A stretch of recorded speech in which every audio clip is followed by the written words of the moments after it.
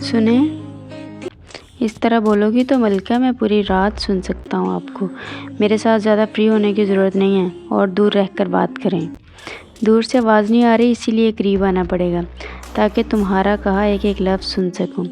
میں زور سے بول لیتی ہوں، آپ فکر نہیں کریں، بس دور رہیں۔ کیسے فکر نہ کروں؟ میری اکلوتی بیوی گلا پھاڑے گی تو اسے درد تو ہوگا نا، اسے درد ہوگا تو مجھے بھی درد ہوگا۔ اپنی ملکہ کا خیال رکھنا اس بادشاہ پر فرض ہے، اسی لیے قریب آ گیا ہوں۔ اب آپ بولیں جو بھی آپ کو بولنا ہے اپنے خوبصورت ہونٹوں سے۔ مجھے جو کہنا ہے وہ سن لیں، فضول میں دماغ خراب مت کریں اور اپنی نظروں اور ہاتھوں کو لگام دیں، ورنہ دونوں ہی سلامت نہیں چھوڑوں گی۔